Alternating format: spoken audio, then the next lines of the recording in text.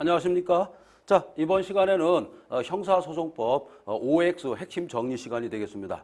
자, 그동안 출제됐던 모든 것을 집합적으로 우리가 공부하는 시간이 되겠죠.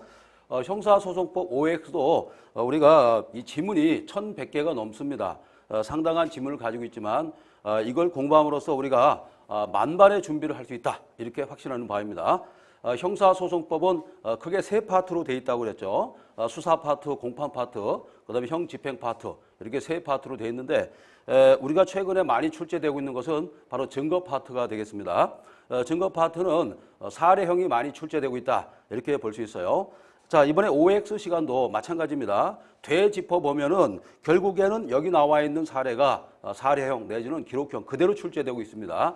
그래서 이번에 시간이 좀 없으신 분들, 그 다음에 내가 정리가 좀 안 된 분들을 위해서 OX 시간을 마련했습니다.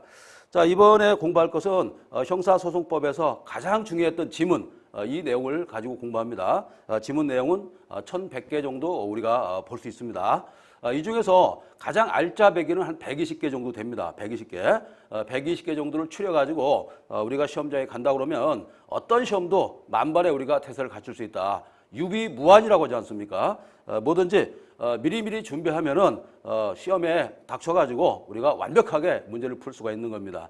그때 가서 우리가 후회하지 말고 지금부터 완벽하게 정리해서 시험에 실전에 임하는 자세로 우리가 하면은 아무런 문제가 없다 이렇게 확신한 바입니다.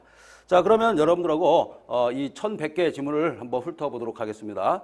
그리고 가장 쟁점이 됐던 사항도 설명을 하면서 제가 수업을 진행할 겁니다. 자, 그러면은 여러분 이제 110페이지가 되겠습니다. 형사소송법 이렇게 나와 있는데 이 형사소송법의 의의성격 이렇게 되어 있는데 형사소송법은 형법의 그리고 헌법의 기본 이념을 형사소송 절차를 통해서 극복하고 이것을 적용함으로써 우리가 기본권을 보장하고자 하는 그런 절차법이 바로 형사소송법이 되는 겁니다. 자, 이렇게 기본적으로 형사소송법 정의를 해보고 자, 의의와 성격했습니다. 성격은 공법적 성격을 가지고 있고 절차법이다 이렇게 볼 수 있어요. 즉 절차법이기 때문에 형식을 가장 중요시한다. 적법 절차 원칙이죠. 최근에 실체적 진실도 중요하지만 적법 절차 원칙을 매우 강조하고 있다. 이렇게 볼 수 있어요.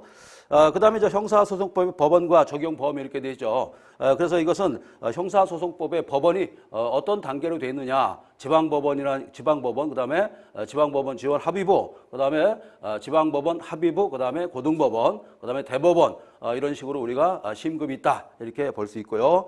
그리고 합의부와 단독죄 이렇게 또 나눌 수도 있습니다. 그리고 형사소송법의 역사 어떻습니까? 상당히 우리가 이 민주주의와 밀접하게 관련이 있다 이렇게 볼 수 있습니다. 형사소송법은 형법과 달리 형법은 상당히 오래됐지 않습니까? 그러나 형사소송법은 그리 오래되지 않았습니다. 한 500년밖에 안 됐습니다. 그렇기 때문에 이 군주의 전단주의 이걸 방지하기 위해서 적법절차 원칙이라든가 이런 영미법상의 어떤 원칙이 많이 도입됐다. 우리 형사소송법도 종전하고 달리 당사자주의가 많이 우리가 지배되고 있다 이렇게 볼 수가 있는 겁니다. 자, 그 다음에 형사소송법 이념과 구조 이렇게 되어 있죠. 이념은 바로 뭡니까? 세 가지 이념이 있다. 실체적 진실주의, 그 다음에 적법 절차 원칙, 그 다음에 신속한 재판의 원칙. 이 원칙을 가지고 우리가 형사소송 마지막까지 493조까지 그 내용을 생각하면서 공부를 해야 됩니다. 그 다음에 형사소송법의 기본 구조 어떻게 되어 있습니까? 탄핵주의냐, 그죠? 규문주의냐 이렇게 되어 있죠. 무슨 얘기냐면 재판기관과 소추기관이 분리되어 있느냐, 그렇지 않은가 이런 구분이 되겠습니다. 자, 그 정도 보시면 되겠고. 자, 그러면은 11페이지 첫 번째 문제부터 들어가도록 하겠습니다. 비례성 원칙은 강제수와 임의수를 동시에 지배하는 원리다. 상당히 좋은 문제가 되겠습니다. 21년도에 모의고사 출제됐는데 자, 그럼 강제수사와 임의수사는 어떻게 구별한다고 그랬죠? 자, 강제수사가 있습니다. 이것은 뭐 수사가 가장 중요하니까요. 그 다음에 임의수사 이렇게 돼 있죠. 이것은 상대방의 동의라든가 승낙을 받는가 여부에 따라서 하는 것이죠. 그래서 임의수사가 원칙입니다. 나중에 수사 파트 공부하는데 이것은 상대방의 동의라든가 승낙을 받아야 돼요. 승낙. 그렇지 않고 그 외에는 바로 이제 강제수사가 되겠다 이런 얘기죠. 강제수사를 하려면 법으로 만들어 놔야 돼요. 법의 틀에 넣고 그 틀에 따라서 우리가 수사를 해야 됩니다. 이걸 뭐라고 하냐면 강제수사 법정주의라고 그래요. 강제수사 법정주의입니다. 이런 말을 우리가 이제 주관식 쓸 때 써주면 상당히 좋습니다. 그래서 이것을 뭐라고 하냐면 강제처분이라고 합니다. 자, 강제처분을 할 때는 바로 법의 규정이 있어야 된다. 바로 이제 법적 근거를 필요한다. 이런 얘기가 되겠습니다. 자, 그래서 비례성 원칙. 비례성 원칙은 원래 적합성, 필요성, 그다음에 뭡니까? 상당성 이런 얘기가 되겠죠. 매번 시험에 출제되고 있어요. 자, 우리가 이제 비례성 원칙이다. 그러면은 적합성, 그죠?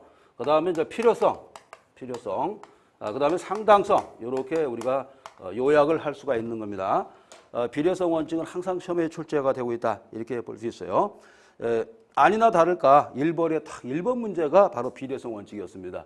모든 것이 비례성 원칙에 반하면은 위법인 겁니다. 자, 좋습니다.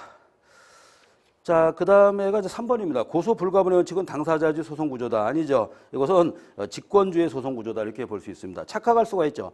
고소 불가분의 원칙은 바로 이제 직권주의다. 직권주의는 뭡니까? 법원 또는 법관이 소송 절차를 지배하는 그런 구조가 직권주의가 되겠다. 이런 얘기죠.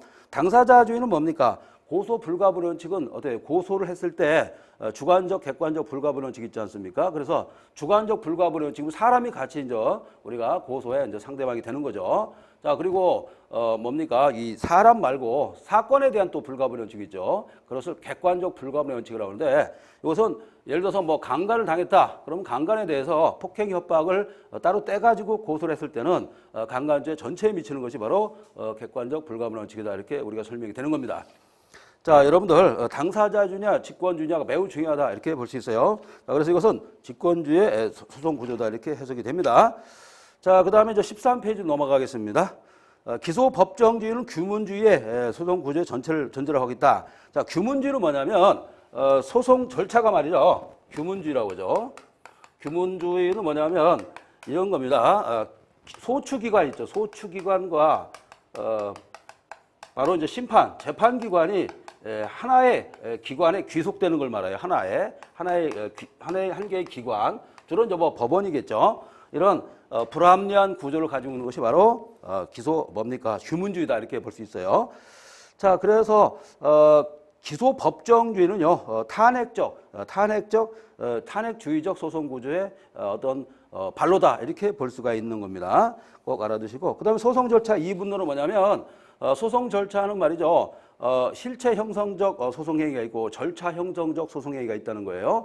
그래서 실체 형성적 소송 행위는 뭐냐면 법관의 심증을 우지자지하는 그런 형성 행위를 말하고 그다음에 절차 형성 행위는 뭐냐면 법관의 심증과 전혀 무관하게 그냥 법에 규정된 그러한 어떤 절차 이거를 강조하는 그런 주의인데요. 우리 저 다수 견해는 2분론에 우리가 들어가 있습니다. 그리고 이제 소송 절차 2분론에서 뭐라고 또 우리가 따지냐면 이런 것도 있어요. 기소 인부 절차라고 하죠. 그죠? 기소 인부 절차. 그러니까 뭐냐면 기소를 제기하는 그 절차하고 그죠? 그다음에 이제 심판 절차, 재판 절차를 우리가 이제 나누는 절차예요. 그래서 이것을 소송 절차를 나눴다 이렇게 또 볼 수도 있는 겁니다. 그렇지만 우리 주관식에서 이런 문제가 나오질 않고 있어요. 왜냐하면 이것도 학설이 좀 갈려져 있거든요. 우리는 저 배심제를 우리가 도입을 했지 않습니까? 그렇지만 전체를 다 도입한 건 아니에요. 형사 재판에 관한 우리 법률 있지 않습니까? 그죠? 그래서 이제 이게 배심제인데 이 우리나라 배심제는 미국의 배심제와 그죠? 미국의 대배심, 소배심 있지 않습니까? 그다음에 이제 독일의 참심제가 있어요. 이거를 잘 믹서를 해가지고 이것을 예를 들어서 뭐 우리가 종합적으로 판단해서 좋은 부분만 우리가 도입한 것이 바로 국민의 형사재판 참여에 관한 법률입니다. 그러니까 우리가 어떤 범죄를 저질렀다. 그러면 그 다음에 기소를 하겠죠. 기소를 하면은 이렇게 나눌 수가 있다. 일반 통상적 통상재판으로 가든지 아니면은 국참제죠. 뭐 이렇게 써도 뭐 이거는 뭐 약자니까 뭐 그대로 써도 상관없습니다. 국민 형사재판 참여를 이 둘 중에 하나 가는데 선택을 할 수가 있다. 그래서 이 배심제예요. 근데 우리가 이제 참심제라고는 볼 수 없고 그렇다고 미국의 대배심, 소배심 그대로 갖고 온 거 아니죠. 자, 우리가 약간 절충적인 그 배심제를 하고 있다 이렇게 볼 수 있어요. 자, 1편은 뭐 할 내용이 별로 없었죠. 그 정도면 되겠고 제 2편은 이제 소송 주체와 이제 소송의 범위인데요. 소송 주체는 우리가 이제 3주체라고 그러죠. 법원, 그다음에 검사, 그다음에 피고인 이렇게 돼 있고 피고인 말고 이제 피의자가 있는데 피의자는 준소송 주체라고 그래요. 그래서 이렇게 3주체가 있다. 그 다음에 이제 당사자가 둘이죠. 검사와 이제 피고인, 당사자다. 이렇게 볼 수 있고요. 그 다음에 소송 행위 이렇게 됐는데, 소송 행위는 주로 이제 의사 표시를 해야 됩니다. 어떤 행위, 법률 행위와 똑같은 거예요. 의사 표시를 해야 소송 행위가 되는 거고, 소송 행위가 뭉쳐가지고 우리 소송 절차가 구성되는 거거든요. 그 다음에 소송 조건은 뭡니까? 소송을 우리가 이제 완성시키는 조건이죠. 그래서 소송이 어떤 적합한 소송이 되려면은 조건이 있어야 된다. 그죠? 어떤 조건을 충족하게 되면은 소송 절차로 나갈 수가 있는 겁니다. 이게 바로 소송 조건이 되겠습니다. 자, 소송 주체 보도록 합니다. 16페이지. 거기 보시면은 법원의 종류가 있어요. 그죠? 법원의 종류. 1심 법원, 2심 법원 이런 것도 있고, 심급 관할이라고 그러죠. 이런 것도 있고, 합의부 그다음에 단독죄 이런 것도 있습니다. 자, 거기 보면 쭉 나와 있습니다. 조문 그대. 자, 형사소송법은 중요한 게 뭐냐면 마지막까지 조문입니다. 왜냐하면 우리가 다른 법은 좀 그렇지만 형사소송법은 493조로 돼 있거든요. 그러니까 이 조문만 가지고도 얼마든지 문제를 조합을 할 수가 있어요.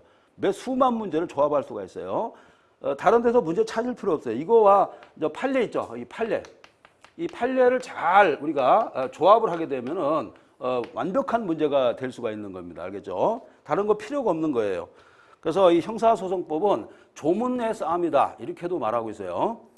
자, 1번 보도록 합니다. 고유관할. 자, 이것도 조문 그대로 아니겠습니까? 토지관할. 토지관할은 상대적 소송 조건입니다. 그래서 신청을 해야만이 위반에 대한 우리가 판단할 수가 있는 겁니다. 자, 제1심 법원의 소재지가 피고인이 현재 거주하고 있는 이상 그 범죄지나 주소지가 아니더라도 그 판결에 토지관할의 위법은 없다. 맞습니다. 그래서 왜냐하면 거소가 나와 있거든요. 그래서 4조에 보면은 주소, 거소, 현재지입니다. 주거현입니다. 또는 범죄지도 돼요. 그러니까 지금 그 사람이 살고 있지 않은 것도 되는 거예요. 알겠죠? 범죄지도 되니까. 그 다음에 이제 거소라는 개념은 민법상 개념이에요. 그래서 이것은 주소보다는 좀 더 정주라고 그러죠. 정주하고 있는 시간이 짧은 겁니다. 이것을 거소, 잠시 지나쳐가는 곳, 이렇게도 볼 수 있어요. 예를 들어서 저런 곳을 말하죠. 내가 노동을 어떤 지역에서 오래 하는데 그런 게 거소가 될 수가 있습니다.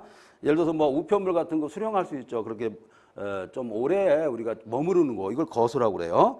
현재지는 오래 머물지 않지만 그거와 상관없이 지금 당장 있는 곳이죠. 이게 현재지가 되겠어요. 자, 그 정도 보시면 충분하고요. 그리고 이제 이 법원의 어떤 관할에서는 우리가 좀 생각할 게 뭐냐면 재척 깊이, 회피 이런 걸 또 따질 수가 있어요. 자, 그래서 2번을 잠깐 봅니다. 2번 지방법원 지원 판사에 대한 재척 깊이 관할은 지방법원 지원 합의부에 속한다. 법조문 그대로 되어 있습니다.